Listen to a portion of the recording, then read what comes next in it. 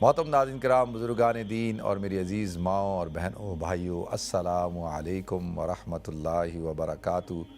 میں آپ کا میزبان عبدالوہاب آپ کو پروگرام گفتگو کے اندر خوش آمدید کرتا ہوں۔ السلام علیکم۔ وعلیکم السلام ورحمۃ اللہ وبرکاتہ۔ عمرہ مبارک آپ کو۔ خیر مبارک زبیری صاحب، ٹھیک ٹھاک ہیں آپ؟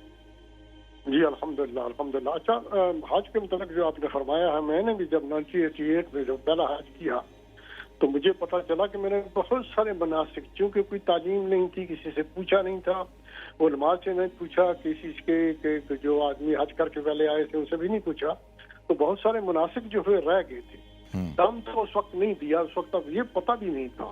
تو پھر میں دوبارہ میں نے 3 سال کے بعد دوبارہ ایک حج کیا۔ میرے ایک دوست تھے مصری، ان کے ساتھ میں گیا ہوں۔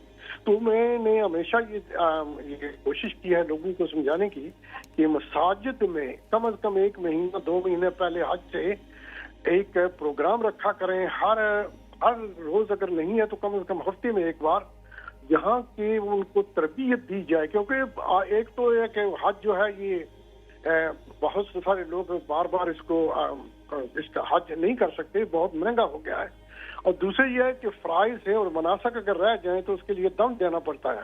اگر ایک آدمی کے 10 مناسک جو رہ گئے تو 10 بار وہ کس طرح وہ بالکل زبیری صاحب، آپ ٹھیک کہہ رہے ہیں۔ اصل چیز ہی ساری تعلیم و تربیت کے حوالے سے ہے، تو بالکل آپ کا کہنا بالکل ٹھیک ہے اور اسی طریقے سے کرنا چاہیے۔ تو زبیری صاحب نے بڑی اہم بات کی ہے کہ بھائی لوگ حرمین شریفین کا سفر کرتے ہیں۔ اچھا دیکھیں، جو میں نے بات کی تھی نا کہ ادب کا خیال رکھنا، بڑوں کو ترجیح دینا، اپنی جگہ کو چھوڑ دینا، بوڑھوں کی خدمت کرنا، یہ صرف یہ نہیں ہے کہ جی آپ حرم میں ہیں، حرمین شریفین کے سفر میں ہیں، حالت احرام میں، نہیں، ہر جگہ ہر موقع کے اوپر۔ آپ لندن میں کیوں نہیں ہیں، آپ ٹرین میں سفر کر رہے ہیں، بس میں سفر کر رہے ہیں، آپ نے دیکھا کوئی بوڑھا آ گیا، کوئی بھی مسلمان ہو غیر مسلم ہو، کوئی بھی بوڑھا آ گیا، کوئی بیمار آ گیا، کوئی خاتون آ گئی، اور آپ اس کو اپنی جگہ دے دیتے ہیں، تو یہ ہے اخلاق، یہ کردار ہے، تو اس کو ہمیں اپنانا چاہیے۔